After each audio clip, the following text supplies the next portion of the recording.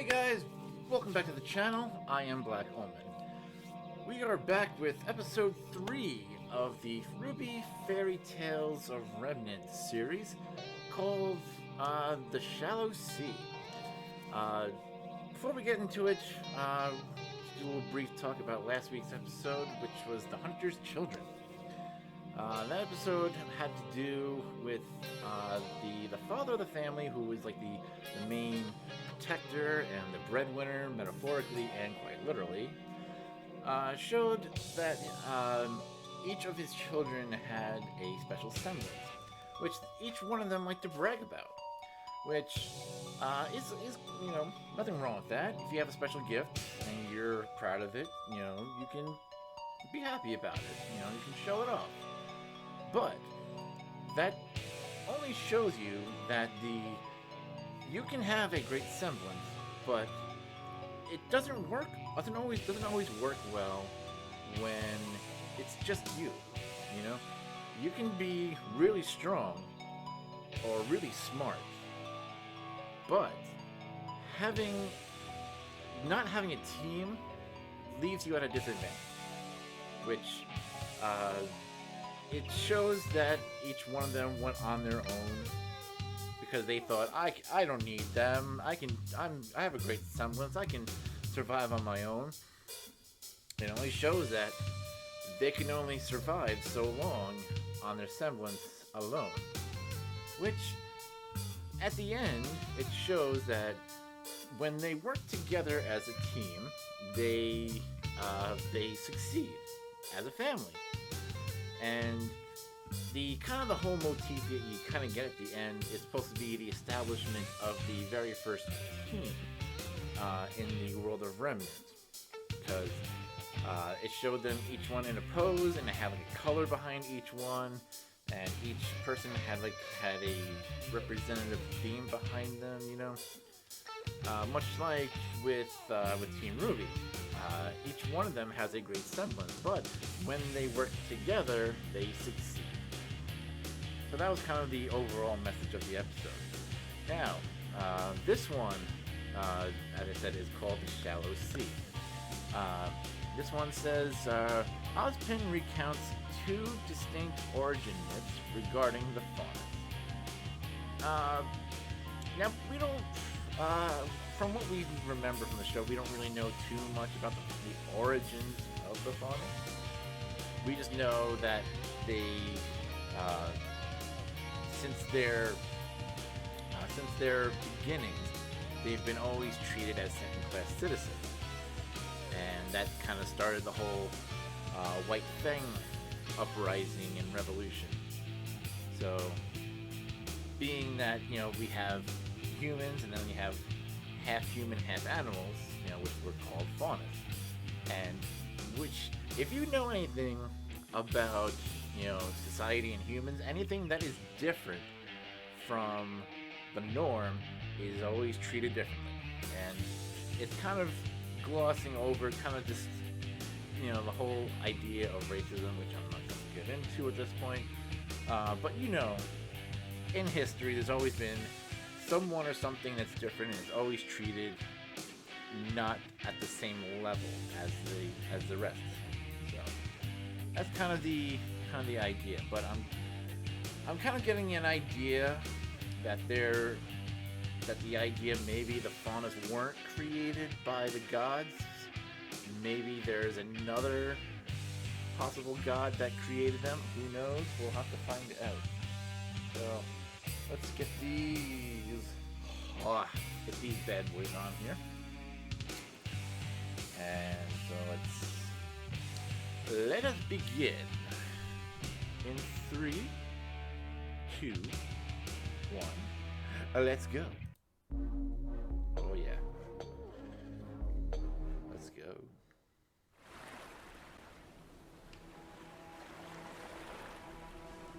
Fauna's parents entertain their children with bedtime stories about where they came We get from. a beach episode. We are Nice. special, they say. We were chosen. But chosen by whom? The god of animals traveled all over Remnant, seeking those who were a little more than human. and invited them to pause.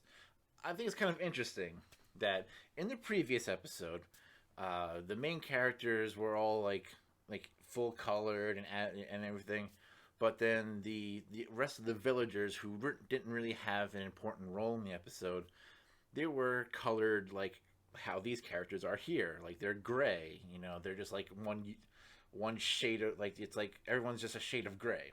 But then now we have the Shadow People. The Shadow People from season 1 of RWBY are back. Oh, the Shadow People. What do they know?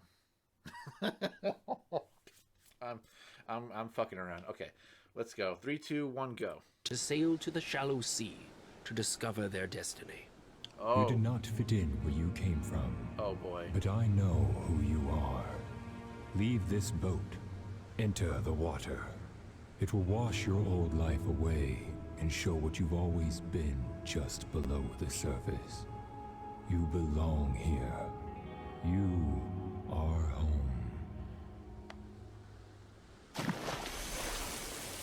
Oh. Some of the people leapt at the chance the god offered.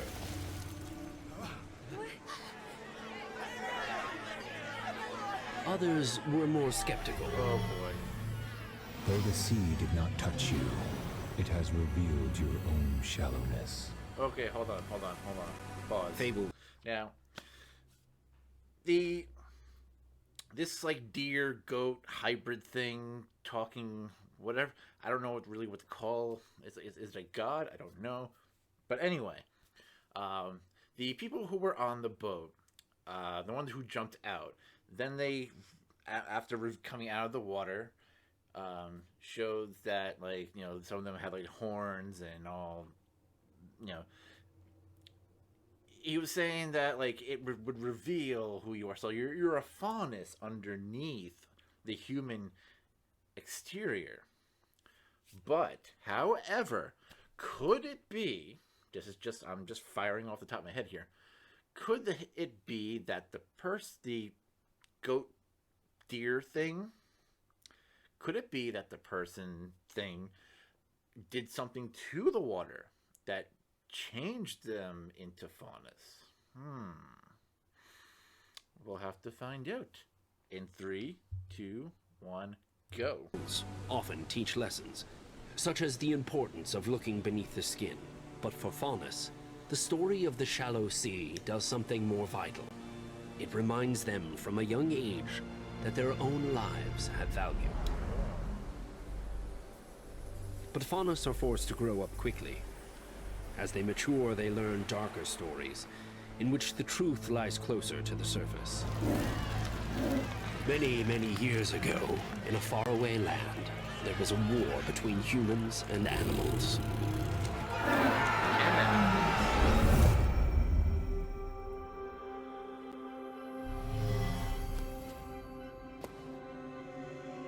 Why do you fight each other? Okay, hold on. Are you human? Pause. Now, my thinking here is this. I'm sorry for pausing a lot here, but I'm just thinking here that this being is trying to, I guess, settle this whole feud between humans and animals. It's like, if you two can't coexist, I'm going to combine you two into a whole new being. I'm going to mix species, so that way you can try to learn from your whole issue here. And I totally understand that. I understand, like, when you have two sides that are warring against each other, like the Hatfields and McCoys, like or the Capulets and Montagues. It's like you have a Romeo and Juliet situation where, like, they're mingling, and, like, it's a little different, but it's like if you have, like, two sides, black and white, against each other, and you mix the two, and you learn that even though your outsides are different, on the inside you're still the same, you know, which I don't know. Let's continue on in 3, 2, 1, and go. I am neither and both. Why are you fighting? They are not like us. Why must everyone be the same? We worry about what they might do to us. So you have something in common, after all. Judge not what you fear others may do, but by their actions. We've seen the evil in their hearts. Humans are even more capable of destroying things than they are at creating. Animals are stronger than us, but they will not join us in fighting the Grimm. You tried to control us. Why should we risk our lives to protect yours? The Grimm have never bothered us. All we want is to be free. You are too wild. You must be tamed so you won't steal from us. All we want is to live in safety and in peace. You assume the worst about one another, but you are more alike than you know. If only you could see your best qualities as I do, and embrace your differences. I can end this conflict here, but only if all submit to my judgment, whatever it may be.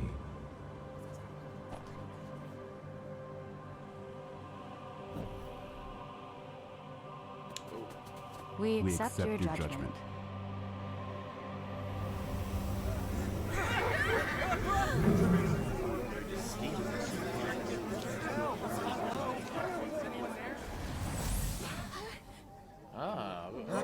Okay, hold on, pause.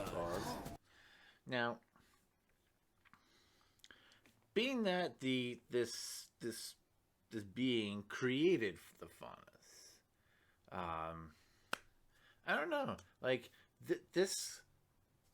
It's I don't know. It reminds me of Ambrosius.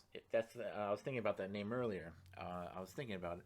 I couldn't remember his name, but I was like, what the hell is it? I'm like, oh, I just remembered now. Ambrosius. It made me think of him. Because, in a way, he's the, I guess, he created, that's kind of like his whole deal. The staff of creation. And you kind of, like, he kind of sort of, it's along the same similar premise. And I mean, if you look underneath, he's also blue, much like Ambrosius and much like Jin. I'm getting that same vibe is what I'm saying.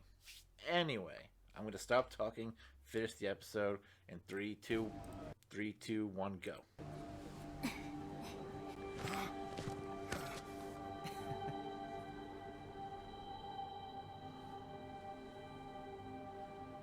I thought the god would choose the superior species. Perhaps they have. Were you human or animal before? It doesn't matter anymore. I can see so far. Look, I'm so strong. I'm walking like a monkey. Seems we are neither human nor animals now. Then what are we? Better than both. And then here comes the And it Grimm. seems we now have a common enemy.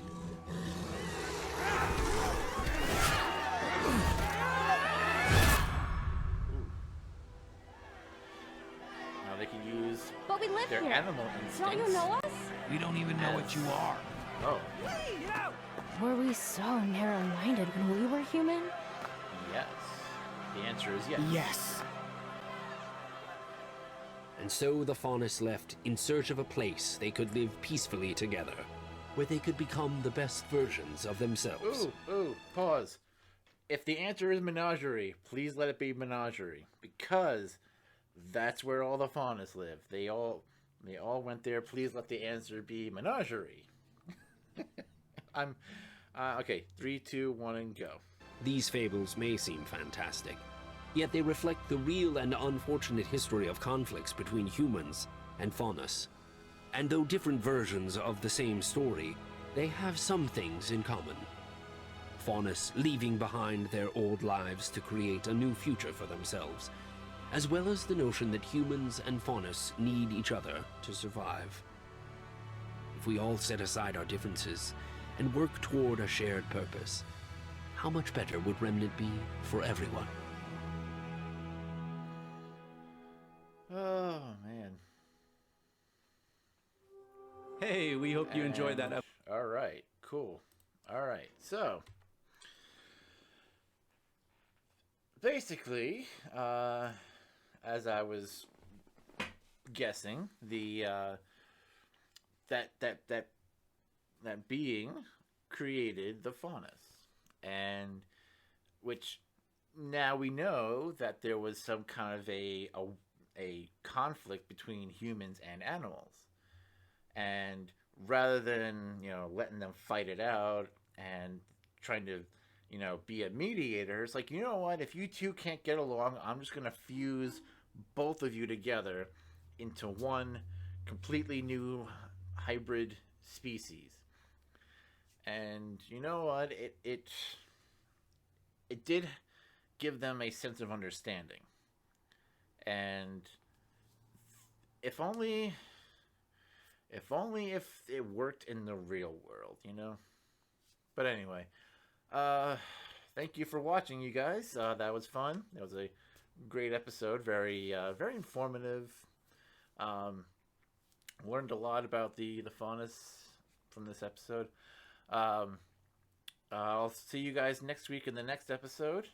Follow me on Twitter at BlackOmen10, and you know what? Just for the hell of it, if you guys are on Twitch, follow me on Twitch at www.twitch.tv/Chris Reed with 3 E's. That's three E's. Okay. So I'll see you guys all in the next one.